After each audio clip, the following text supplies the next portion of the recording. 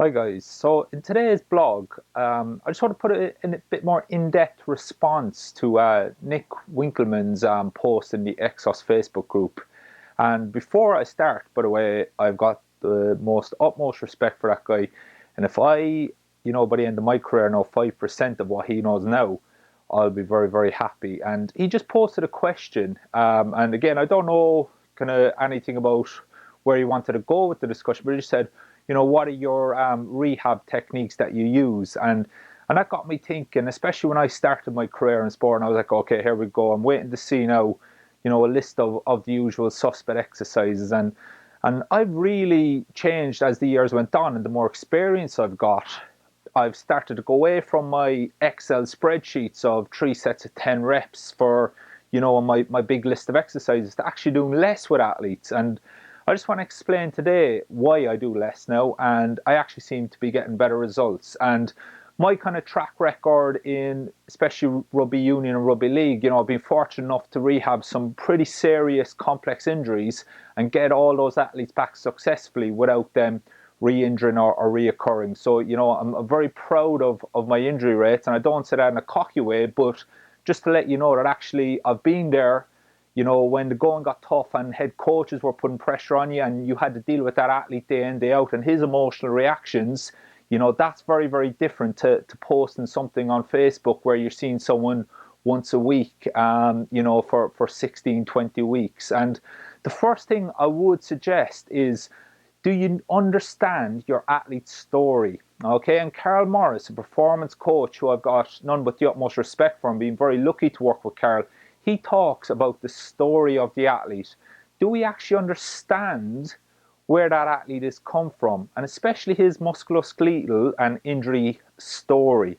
Because very often what we're going to see, the movement patterns and the motor output of the athlete is going to be a reflection of his story. Okay, so when we're rehabbing an athlete, we need to understand where he's been, okay, what tissues he's injured in the past, okay, and also get a little bit of insight about that athlete, what motivates him, what doesn't he like, in order to get the best out of that athlete, okay? Then we can really start to think about where we're going to go with our rehabilitation techniques, okay, what actual techniques we might use, or actually what programming in terms of sets, reps, and volumes we need, okay? Because ultimately what we want to do in our job as a rehabilitation professional is to reassure that athlete's nervous system that it's safe to move in pretty much 3 planes of motion, okay, for the demands of that athlete's sport. And that's all we do, okay? We, very often we kind of say, oh, we've activated this and we've turned on this. Do we really? All we do really is desensitize the perceived threat, give that athlete confidence, which I cannot underestimate the importance of confidence, okay? It's absolutely massive, and that in itself can activate 20 muscles that aren't firing very well, okay? That athlete's belief in his own ability can have a massive impact on actually straight away on his movement output, okay? They do it once, they're fairly unknown, all of a sudden they get that confidence, and then all of a sudden you see them start to move a lot better, okay? So we definitely need to understand, as I said, the story, what makes them tick.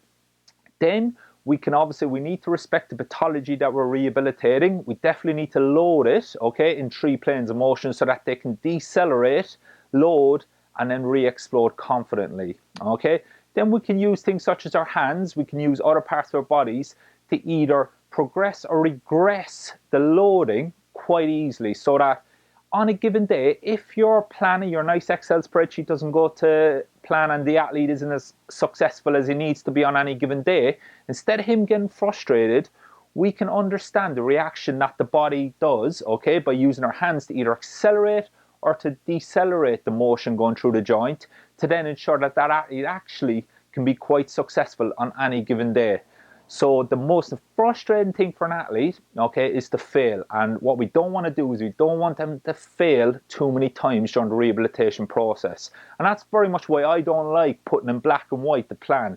Because the plan can change on any given day. You can fly through your phase 1 of corrective exercises, or it may take a little bit more time because that athlete's joint or whatever his tissues just aren't desensitizing as quick as we'd hope. Okay, so that's certainly why I personally don't like giving athletes an actual written plan and structuring it, as opposed to kind of going through the movements, using 2 or 3 movements that he can be confident and gain confidence with on any given day. Absolutely own them, so by the time he leaves that session, he's feeling good. Okay, and sometimes we need repetition. Okay, because we need to turn these into habits, and 3 sets of 10 is not going to, turn something into a habit. We need them to be small times. Okay, we need little bits over a prolonged period. So that's where we can kind of get them to do stuff at home quite easily. Okay, and it should be fun, it should be engaging for them. From there, then we can start to think about what they need to do to get back to the next stage. So from the first minute that they can put their foot on the floor, or they're in standing if it's a lower limb injury, we should be thinking about the end stage. Okay, how can I prepare them successfully to get from standing all the way to a deceleration, change of direction program before we then put them back into their sport. Okay, and everything you should do from the first minute that they're standing should complement the progressive system of loading right up to the change of direction. Okay, and there's very, very easy ways to do that, and we can make assumptions, and to be honest, okay, that's all we're making is assumptions. But if we can keep the confidence, if we can understand the player's story, we can keep them successful, then all of a sudden, it doesn't really matter what techniques we use, because the athlete's gaining confidence, he's gaining reassurance, we're decreasing the perceived threat, and then all of a sudden you're going to see massive changes in their movement. Okay, so that's what I just wanted to cover today, is actually in real life, okay, 1 exercise or 2 exercises isn't really going to cut it. And rehabilitation techniques, okay, and I've said this in the past, for sports therapists, okay, or sports physios, or whatever you want to call us, working in the sport environment, we need to be psychologists, we need to be teachers who put discipline into our athletes at times, okay, because at the end of the day, most athletes are just big kids, okay. We need to be S&C coaches to a point, we need to be coaches, we need to be friends, okay, to the athlete, because when we take an athlete through a rehabilitation process, the emotional state of that athlete varies massively, okay? So understanding their story, where they've been in the past, making sure that we give them just the right amount of load without going too far, okay? Making sure they're successful at every stage is important. And putting down a 6-8 week program is just, in my opinion, isolating us a little bit and potentially allowing that athlete to experience failure. Whereas if we just keep it, we react to how they are on any given day, and we start to progress, and as I said, keep them successful, then that for me is a far more successful strategy, and certainly something that I've used towards the latter end of my career working in sport. And as I said, fortunately I've had very good results, and not many athletes reoccur their injuries, because when they went back on the field again, they were confident. Okay, we decreased the perceived threat, we took their injury history into account, and then the rest is history, so to speak. Okay, so just have a think about that when you're designing your rehabilitation programs and your big 16-18 week ACL programs. First ask yourself that vital question that Carl Morris says: do you understand and do you know your athlete's story?